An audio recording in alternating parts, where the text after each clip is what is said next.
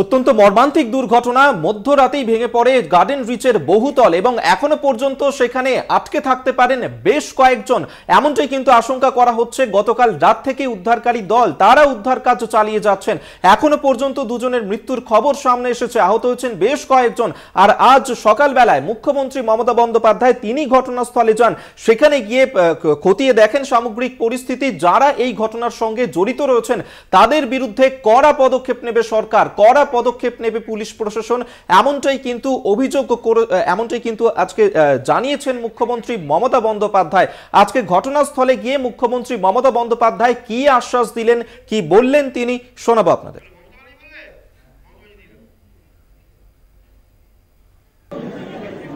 আমি মেয়রকে জিজ্ঞেস করছিলাম যেটা অফিসিয়াল পারমিশন দিয়েছি কিনা, ও বলল না। এগুলো সমস্ত বেআইনি কিছু কিছু হয়। আলটিমেটলি আমি যা খবর পেয়েছি, আমাদের পুলিশ, ফায়ার ব্রিগেড, ডিজাস্টার সবাই সারা রাত ধরে এবং লোকাল মানুষ, কাউন্সিলর,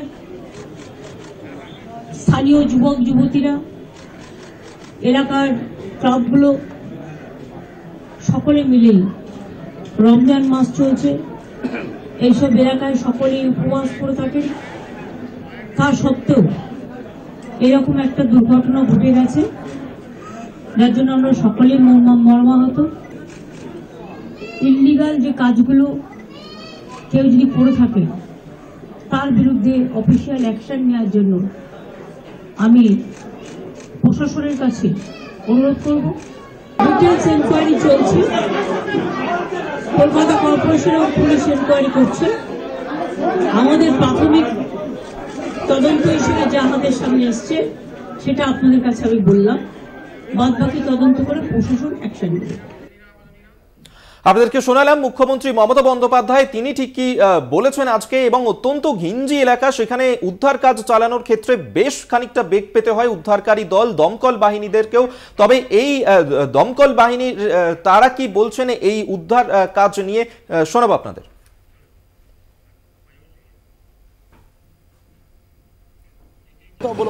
স্বাভাবিক বিল্ডিংটা দেখতে পাচ্ছেন, একটা G+5 বিল্ডিং একটা কলাপস করেছে, কলাপস করে সেটা একটা টেম্পোরারি স্ট্রাকচারের মতন একটা ঘরের উপর পড়েছে। সেই ঘরের বাসিন্দারাই মেইনলি ক্যাজুয়ালিটি আছে। স্যার, এটা মানে কতটা চ্যালেঞ্জ আপনাদের কাছে, মানে আপনাদের নিজেদের সেফটি এবং যারা এখন আটকে তাদের সেফটিটা বড় চ্যালেঞ্জ। কারণ কি এই ওয়ার্কিং এনভায়রনমেন্টটা খুবই রিস্কি। কারণ কি সেখানে বিল্ডিংটা এমনভাবে কলাপস করে আছে যে ওইটাকে যদি আমরা কেটে রেস্কিউ করতে ভিতরে ঢুকতে যাই তার তো আমাদের রিস্ক দেখা যাচ্ছে। তা সত্ত্বেও 4 জনকে ওইভাবে রিস্ক নিয়ে বের করা হয়েছে। বাকি যে 7 জন আছে তাদেরও বের করার জন্য হতে পারেন 85% কাজ হয়ে গেছে, আর কাজ 15% বাকি আছে। সেটা প্রত্যেকের সঙ্গে কথা হচ্ছে তাদের অক্সিজেন দেওয়া হচ্ছে, জল দেওয়া হচ্ছে, সবই করা হয়। বাইরে থেকে অক্সিজেন সাপ্লাই দেওয়া হচ্ছে। আমরা দেখছি সেখানে যখন আপনারা কাটছেন পুরোটা ম্যানুয়ালি করতে হচ্ছে আপনাদেরকে। ম্যানুয়ালি না, আমাদের কাছে যেগুলো শগুলো আছে, সার্কুলার শ দিয়ে কাটা হচ্ছে, ওগুলো পেট্রোল ডিপেন্ড সার্কুলার। ধুলোটা হচ্ছে সাকশন, সেটা তো হবে, তখন ডাস্ট তো কংক্রিট ডাস্ট সেটা উঠবে। সেটা কি ব্যবহার করছেন আপনারা? সাকশন কংক্রিট ডাস্ট যাতে কম ওঠে তার জন্য ওখানে ওয়াটার স্প্রে করতে হয়, ওয়াটার স্প্রে করা হচ্ছে।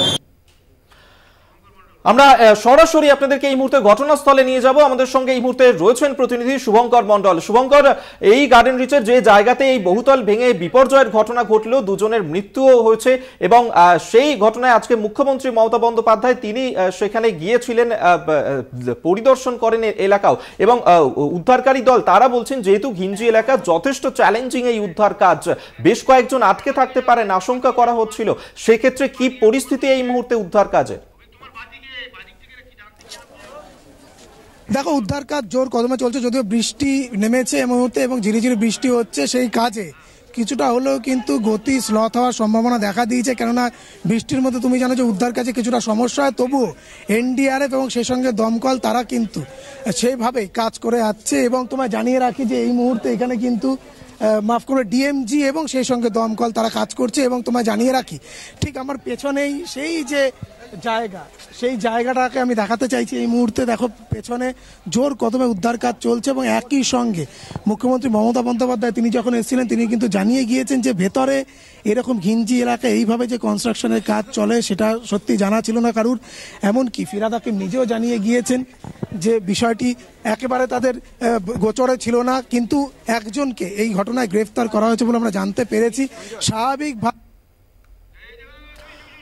আমরা সরাসরি কথা বলছিলাম শুভঙ্করের সঙ্গে, সেই ছবি আপনাদের সামনে আমরা তুলে ধরছিলাম এবং শুভঙ্কর যে লাস্ট আপডেট দিয়েছে যে এই ঘটনাতে এখনো পর্যন্ত একজনকে গ্রেফতার করা হয়েছে সম্ভবত, এমনটা কিন্তু আপডেট শুভঙ্কর আমাদের আপডেট দিচ্ছিল। তবে আপনাদেরকে জানিয়ে রাখবো যে গার্ডেন রিচে সেখানে বহুতল ভেঙে যে বিপর্যয়ের ঘটনা, সেখানে প্রমোটারকে অবিলম্বে গ্রেফতার করতে হবে এই নির্দেশ দিয়েছেন কলকাতার মেয়র ফিরহাদ হাকিম।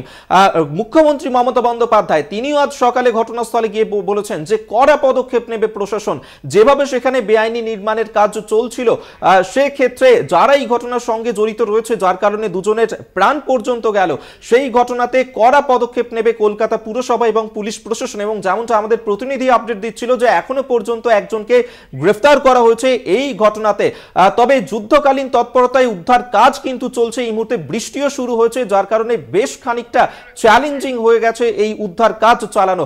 স্থানীয় মানুষজন তারাও অভিযোগ করেছেন এই নিয়ে, কি বলেছেন আপনাদেরকে শোনাবো। তবে দীর্ঘদিন ধরেই সেখানে বেআইনিভাবে এই নির্মাণ চলছিল একাধিক জায়গাতে, সেখানে বেশ কয়েকটি বহুতল হেলেও রয়েছে, এমনটা কিন্তু বলছিলেন প্রত্যক্ষদর্শীরা। কি বলছেন তারা শোনাবো আপনাদের।